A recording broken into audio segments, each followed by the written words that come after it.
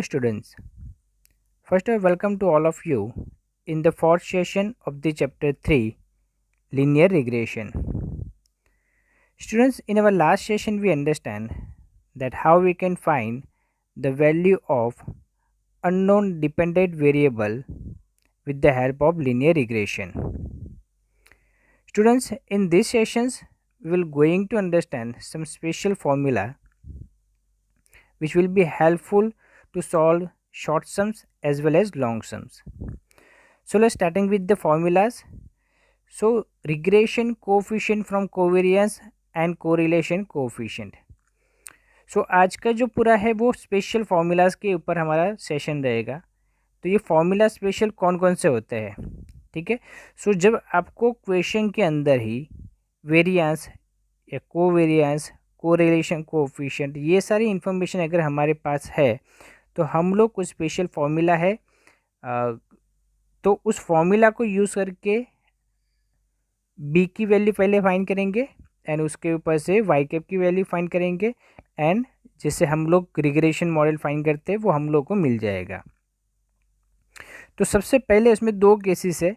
तो पहला जो केस है उसमें ये है when the measures like X bar, Y bar, S x square और एस एक्स मतलब कि वेरिएंस या स्टैंडर्ड डिविएशन दिया हो एंड एस वाई स्क्वायर और एस वाई मतलब कि वाई का वेरिएंस या वाई का स्टैंडर्ड डिविएशन दिया हो and covariance of x Y are known. तो अगर ये सारी इन्फॉर्मेशन अगर आपको दी हुई है तब हम लोग कौन सा फॉर्मूला यूज़ करेंगे, ठीक है.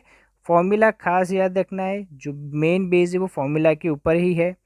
तब अगर हमारे पास ये सारी इन्फॉर्मेशन अवेलेबल है, पर्टिकुलरली अगर इसमें बात करें जो मेन चीज़ें हैं वो हमारे लिए स्टैंडर्ड डिविएशन, एक है कोवेरिएंस ऑफ एक्स वाई, दूसरा है स्टैंडर्ड डिविएशन या वेरिएंस ऑफ एक्स और वाई, ठीक है. तो ये अगर हमारे पास है तो उसके बेस के ऊपर हम लोग बी की वैल्यू फाइंड कर सकते हैं. सो बी के लिए जो फॉर्मूला है वो ये है, that is covariance of x Y upon variance of X. अभी कोवेरिएंस ऑफ एक्स वाई हमारे लिए नई चीज़ नहीं है, ठीक है. तो ये ऑलरेडी हम लोगों ने सेकंड चैप्टर में देख लिया था. कोवेरिएंस ऑफ एक्स वाई के मेनली हमारे पास दो फॉर्मूला थे, ठीक है. ये एक का formula as it is, a is equal to y by minus b x बार.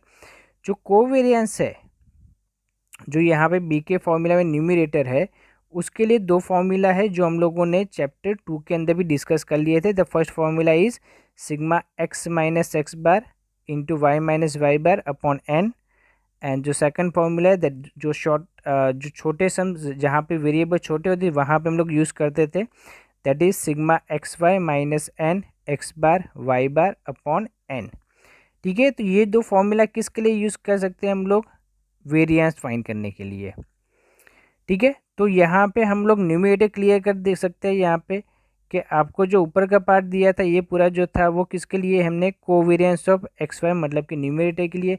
तो वैसे वेरिएंस के लिए भी आपको फाइंड करना पड़ेगा. तो वेरिएंस ऑफ एक्स अगर हमको फाइंड करना है तो उसके लिए भी हमारे पास दो मेन फॉर्मूला है जिसके ऊपर से तीसरा फॉर्मूला बन सकता है, ठीक है. अभी देखो यहाँ पे जो फॉर्मूला वो क्या है, एस एक्स स्क्वायर का जब स्क्वायर है तो वेरिएंस है और सिर्फ एस एक्स लिखा है मतलब वो स्टैंडर्ड डिविएशन है, ठीक है. सो हमको एक रिलेशन पता होना चाहिए, the standard deviation is the square root of variance, ठीक है. स्टैंडर्ड डिविएशन जो है वो वेरिएंस का क्या है, स्क्वायर रूट. अगर आपके पास वेरिएंस है उसका स्क्वायर रूट निकाल दोगे तो क्या मिल जाएगा आपको, स्टैंडर्ड डिविएशन. एंड अगर आपके पास स्टैंडर्ड डिविएशन है तो उसका स्क्वायर कर दोगे तो क्या मिल जाएगा आपको, वेरिएंस, ठीक है. सो ये दो जो डिफरेंसेस, ये जो रिलेशन है दोनों के बीच में वो हम लोग को अच्छे से समझ में आ जाने चाहिए. ओके, अभी मूव करते हैं नेक्स्ट कॉलम में. ओके, सो फॉर्मूलाज एक बार देख लेते हैं कि एस एक्स स्क्वायर और एस वाई स्क्वायर दोनों की फॉर्मूला तो ऑलमोस्ट सिमिलर, सिर्फ एक्स और वाई वहाँ पे सिर्फ चेंज हो जाते हैं जो वेरिएबल है वो. अदरवाइज फॉर्मूला क्या है mean, that is sigma X minus X bar square upon N and अगर दूसरा फॉर्मूला देखें तो वो क्या है, sigma x square upon N minus sigma X upon N का होल स्क्वायर. मैंने आपको बोला था कि दूसरे पे से तीसरा बनता है. तो आप देखो दूसरा जो फॉर्मूला है उसका first part that is sigma x square upon N वो सिमिलर है यहाँ पे, और सेकंड जो पार्ट है तो sigma X upon N square दिया हुआ है। अभी यहाँ पे आपको ये याद होना चाहिए कि सिग्मा एक्स अपॉन एन ये फॉर्मूला कब यूज़ करते हैं, क्या फाइंड करने के लिए, एक्स बार फाइंड करने के लिए। मतलब कि आपको सिग्मा एक्स अपॉन एन की जगह एक्स बार रखोगे तो उसमें कोई चेंजेस होगा नहीं। तो उसके लिए ये जो तीसरा फॉर्मूला बना है वो कहाँ से बना है, दूसरे फॉर्मूला में से ही बना हुआ है। ठीक है, सो इसी तरीके से हम लोग तीनों फॉर्मूले याद रख सकते हैं स्टैंडर्ड वेरिएंस ऑफ एक्स के लिए। वैसे ही तीनों फॉर्मूला किसके लिए बनेंगे, वेरिएंस ऑफ वाई के लिए। जहाँ पे एक्स माइनस एक्स बार था उसकी जगह यहाँ पे क्या होगा, वाई माइनस वाई बार। ठीक है, सो बेसिकली हमारे पास कोवेरिएंस ऑफ एक्स वाई के लिए दो फॉर्मूला है and variance of X and variance of Y के लिए तीन तीन फॉर्मूला हमारे पास अवेलेबल है। तो ये एक जो पूरी मेन जो फॉर्मूला जहाँ से बनते हैं उसके जो लॉजिक है वो आपको याद हो जाने चाहिए। तो आप लोग कैसे भी क्वेश्चन के अंदर ट्विस्ट किया होगा तब भी उसका आंसर इजीली लिख पाओगे। नेक्स्ट जो है उसमें एक और सेकंड हम लोग बोल सकते हैं कि उसके अंदर क्या दिया होगा तो आपको कौन सा फॉर्मूला यूज़ करना है। तो क्वेश्चन में आपको ये इन्फॉर्मेशन दी होगी, that is X bar will be there, Y bar will be there, then R हम लोगों ने ऑलरेडी सेकंड चैप्टर में यूज़ किया है। आर हम लोग इसके लिए यूज़ करते थे यस कोरिलेशन कोएफिशिएंट के लिए। ठीक है, एन एस एक्स या एस एक्स स्क्वायर मतलब के वेरिएंस एन एस वाई और एस वाई स्क्वायर।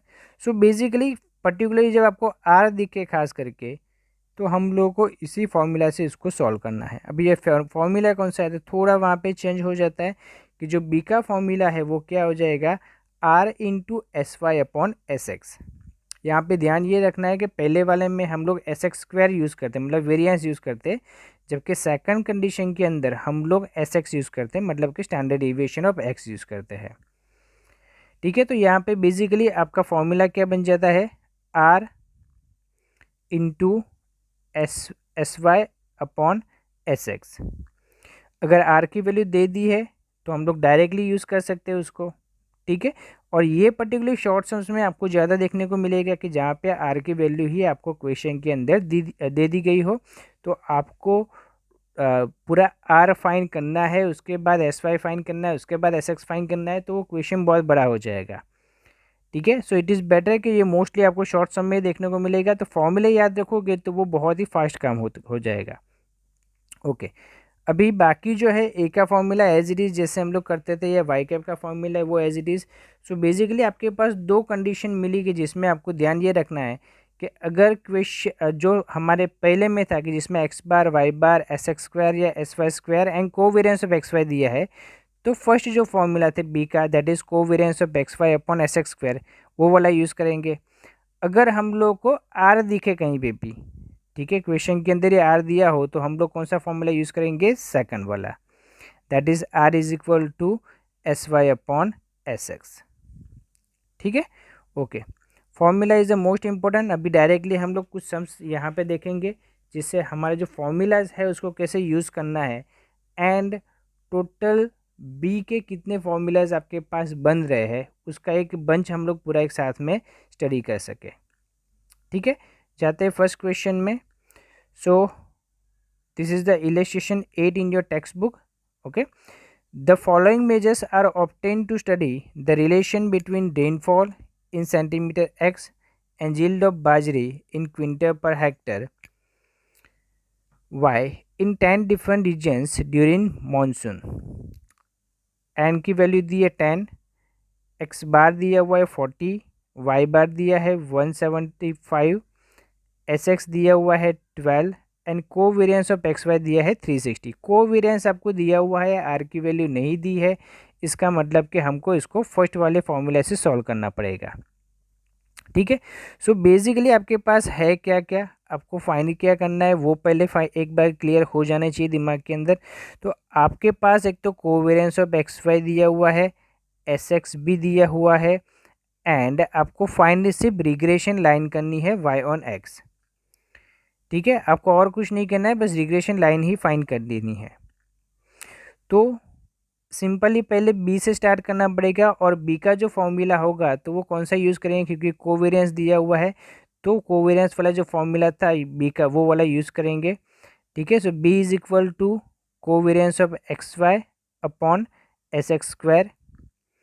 अभी कोवेरियंस ऑफ एक्स वाई यहाँ पे आपको ऑलरेडी दे दिया हुआ है, कितना है यहाँ पे 360, बट आपको वैल्यू नीचे एस एक्स स्क्वायर चाहिए और यहाँ पे है क्या, सिर्फ एस एक्स दिया हुआ है। एस एक्स की वैल्यू कितनी है 12, तो but obvious S x square की वैल्यू कितनी होगी 12 का स्क्वायर, जो कितना होता है 144, जो यहाँ पे नीचे लिखा हुआ है डिनोमीटर में।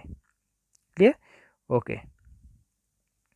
अभी इसको डिवाइड करेंगे तो बी की वैल्यू मिल जाएगी हमको 2.5। अभी इसके पास से ए की वैल्यू फाइंड करना बहुत सिंपल है, बस हमको फॉर्मूला के अंदर वैल्यू रखनी है, क्योंकि हमारे पास एक्स बार की वैल्यू भी है, वाई बार की वैल्यू भी है, एंड एक बी की वैल्यू भी हमने ऑलरेडी फाइंड कर ली है। ठीक है, तो उसका जो ये फॉर्मूला है a is equal to y bar minus b x bar, उसके अंदर रख के हमको ए की वैल्यू फाइंड करनी है। एक बार आपको ए की वैल्यू मिल जाए, उसके बाद हम लोग जो रिग्रेशन मॉडल वो फाइंड कर सकते हैं, that is y cap is equal to a plus b x.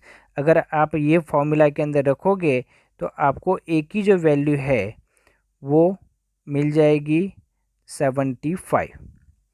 ठीक है, सो वाई कैप बराबर क्या हो जाएगा वहाँ पे 75 प्लस 2.5 एक्स। अभी यहीं पे हमारा इक्वेशन ख़त्म हो जाता है। रीज़न ये है कि हमको सिर्फ रिग्रेशन लाइन ही फाइंड करने को बोला है, आगे कोई भी एस्टिमेशन यहाँ से आगे है नहीं। ठीक है, सो ये हमारा क्वेश्चन सॉल्व हो जाता है इलस्ट्रेशन नंबर 5। क्लियर, अभी जाते हैं हम लोग इलस्ट्रेशन नंबर 6 के अंदर। Okay, so the question is to study the relation between two variables yearly income X of a family and their yearly investment Y in mutual funds. The following information is shown for a sample of 100 families of a city. X is equal to annual income of a family, Y is equal to annual investment in mutual fund of a family, and the income is given in lakh rupees and the investment is given in 1000 rupees. X bar is given 5.5, Y bar is given 40.5, Sx will be 1.2 and Sy will be 12.8 and R is given that is 0.65। जैसे ही R वहाँ पे दिया है ना, हम हमारे दिमाग में स्ट्राइक हो जाता है कि हमको कौन सा फॉर्मूला यूज़ करना है। ठीक है, सेकंड वाला that B is equal to R into S Y upon S x, क्योंकि सारे इन्फॉर्मेशन हमारे पास है, एस वाई भी है, आर भी है, एस एक्स भी है, तो ऑलमोस्ट सारी इन्फॉर्मेशन दी है। अभी क्वेश्चन किसके रिगार्डिंग है, क्वेश्चन में क्या आपको पूछा है वो देख लेते हैं। That obtain the regression line of annual investment in mutual fund of a family on their annual income. Estimate the annual investment in mutual funds of a family was annual income is ₹45। मतलब कि यहाँ पे आपको regression line तो find करनी है, साथ में एस्टिमेशन भी करना है हमको। ठीक है, सो पहले तो बी से ही स्टार्ट करेंगे, सीधे सीधे समझ में आ ही जा रहा है कि यहाँ पे बी का कौन सा फॉर्मूला यूज़ करना है। ये जो इन्फॉर्मेशन आपके पास है that is n is equal to 100, x by is equal to 5.5, y by is equal to 40.5 and Sx is equal to 1.2, Sy is equal to 12.8 and R is equal to 0.65। तो पहले b का value find कर लेते हैं। b is equal to r into S Y upon S x. मैंने आपको बताया जैसे r दिखे तो आपका फॉर्मूला फिक्स हो जाता है कि यही फॉर्मूला यूज़ करना है। ठीक है, और एस वाई और एस एक्स की ही वैल्यू दी गई है तो वो काम और भी ईजी हो जाता है। सो 0.65 मल्टीप्लाई 12.8 अपॉन 1.2, जो सारे इन्फॉर्मेशन क्वेश्चन में से मिल जाती है, उसको सॉल्व करते हैं तो जो आंसर है वो आता है 6.933 एंड अगर इसको अप्रोक्सीमेट वैल्यू फाइंड करें that is b is equal to 6.93। ठीक है, सो b मिल जाए, उसके बाद a का जो वैल्यू है उसके अंदर रखो, फॉर्मूला के अंदर a is y bar minus b x bar, Y bar is equal to 40.5, b is equal to 6.93 जो हमने फाइंड किया अभी अभी, एंड x बार की वैल्यू थी 5.5। इसको अगर सॉल्व करेंगे तो फाइनल आंसर हमको मिलेगा a is equal to 2.39। b और a मिल जाए, नेक्स्ट स्टेप होता है हमारा y कैप फाइंड करने का। तो y cap is equal to a plus b x. So इसके अंदर जब वैल्यू रखते हैं तो y कैप का आपका जो फॉर्मूला फाउंड होता है वो क्या बन जाता है वहाँ पे, y cap is equal to 2.39 plus 6.93x। अभी यहाँ पे आपको एस्टिमेशन पूछा हुआ है। एस्टिमेशन किसके लिए है कि अगर कोई पर्टिकुलर फैमिली की इनकम जो है 4.5 लाख हुई तो वो कितना इन्वेस्टमेंट म्यूचुअल फंड के अंदर करते होंगे। ठीक है, ये याद रखना है कि हमको जो म्यूचुअल फंड के अंदर इन्वेस्टमेंट है उसका आंसर 1000 में मिलेगा। ठीक है, क्वेश्चन में आपको वो दिया हुआ है। ओके, तो वहाँ पे x की जगह पे हमको कितना रखना पड़ेगा 4.5।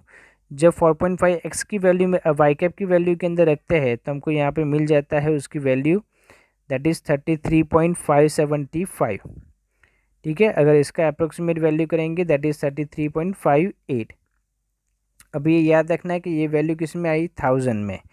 ठीक है, सो लास्ट में हम लोग को उसका ये जो क्वेश्चन है उसमें ये खास याद रखो कि शॉर्ट सम्स के अंदर अगर हम लोग लास्ट में जो कंक्लूजन है वो नहीं लिखे तो चलता है, बट अगर वो बन सकता है तो डेफिनेटली उसको लिखो। ठीक है, सो यहाँ पे जहाँ पे आपको एस्टिमेशन पूछा है वहाँ पे तो लिखना ही पड़ेगा क्योंकि वही उसका मेन आंसर है। ठीक है, सो यहाँ पे आंसर क्या निकल के आता है कि अगर एनुअल इनकम 4.5 लाख हो अगर किसी फैमिली की, तो एस्टिमेटेड इन्वेस्टमेंट जो है म्यूचुअल फंड के अंदर वो कितना आएगा 33,580, मतलब कि 33.58,000। ठीक है, अगर मुझे इसको नंबर में लिखना है तो मैं क्या करूँगा 33.58 को मल्टीप्लाई कर दूंगा 1000 के साथ, तो मुझे उसकी एग्जैक्ट अमाउंट मिल जाएगी जो कितनी होगी 33,580 रुपीज़ इन्वेस्टमेंट वो करेगा जिसकी एनुअल इनकम 4.5 लाख है। ठीक है, सो इस हिसाब से हम लोग इसको समझ सकते हैं। तो यहाँ पे हमने आर वाला फॉर्मूला यूज़ किया। नेक्स्ट क्वेश्चन में देखते हैं। तो यहाँ पे क्वेश्चन की डिटेल जो है ना उसको प्रेजेंटेशन करने का तरीका अलग है।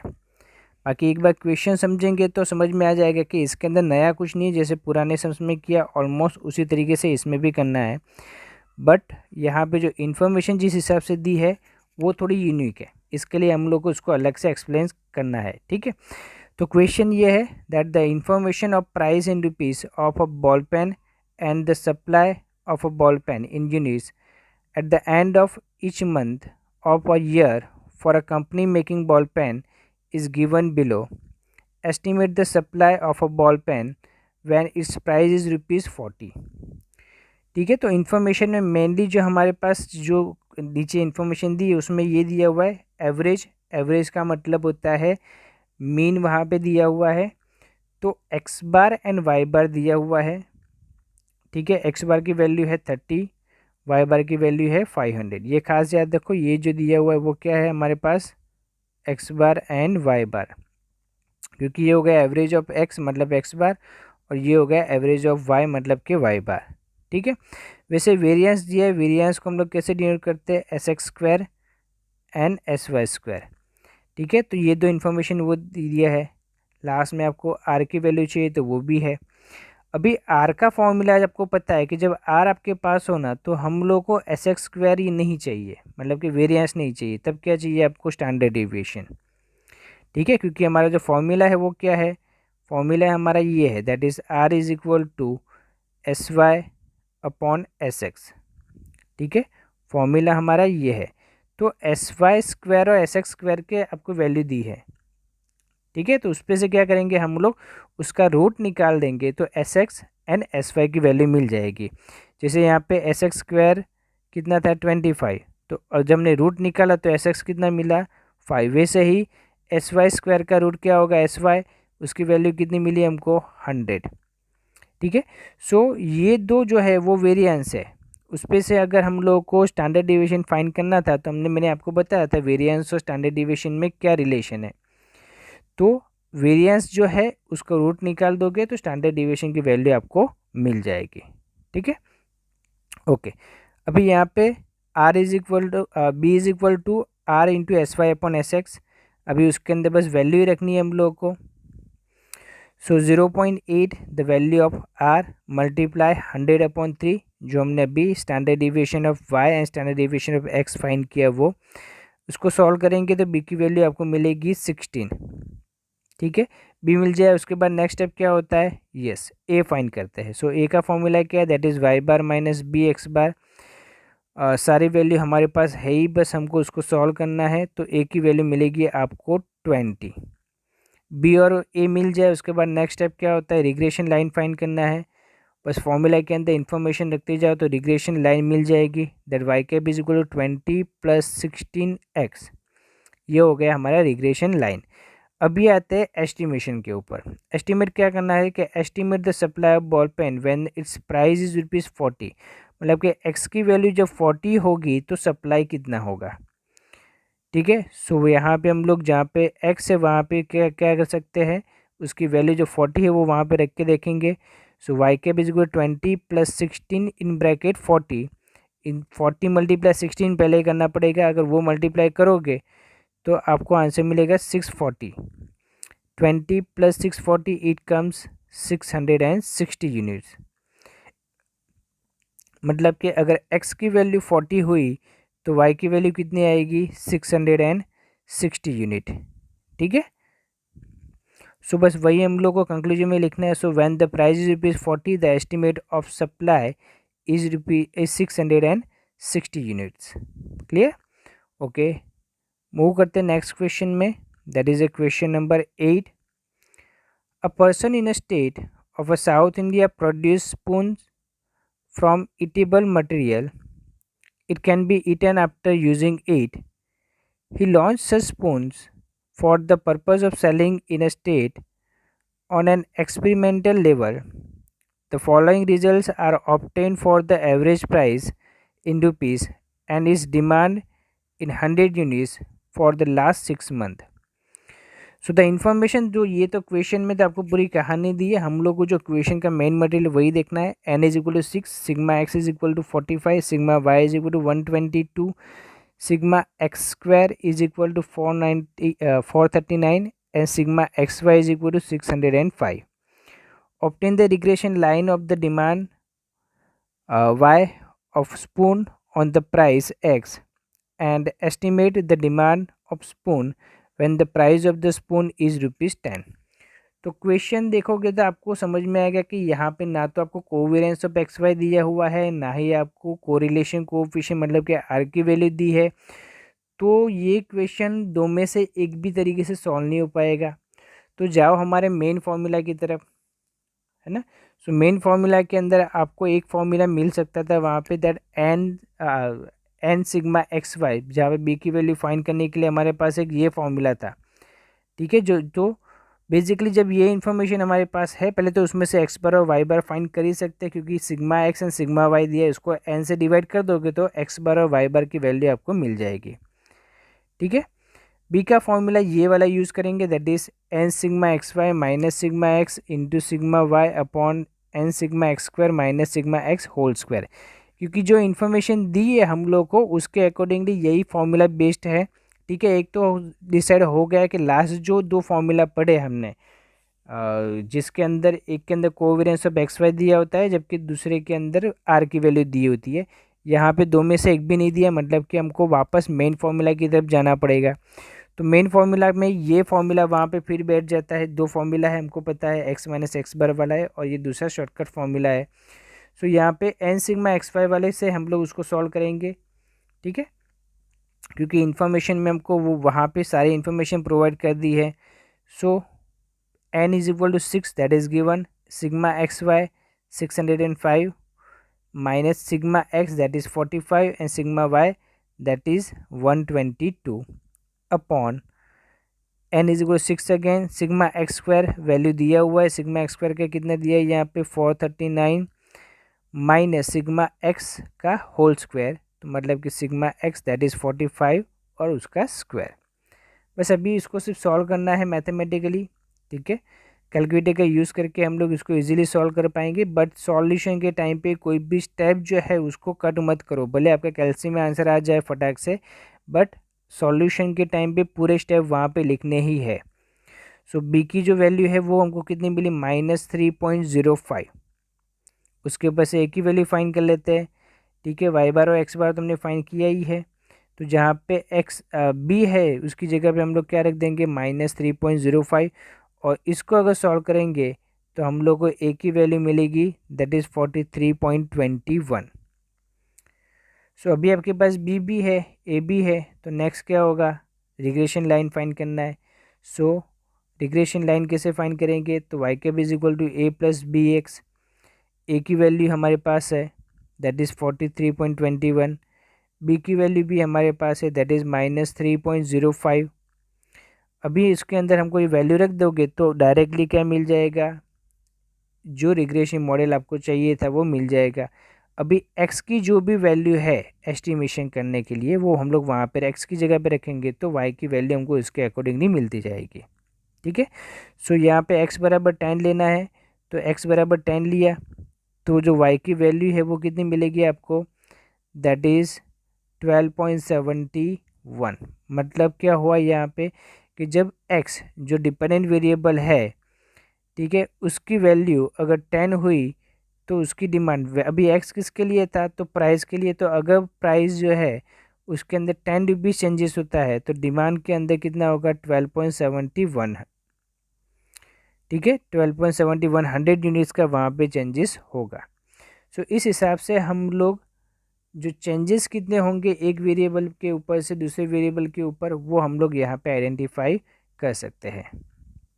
ठीक है students, I hope you enjoy this session. Thank you very much.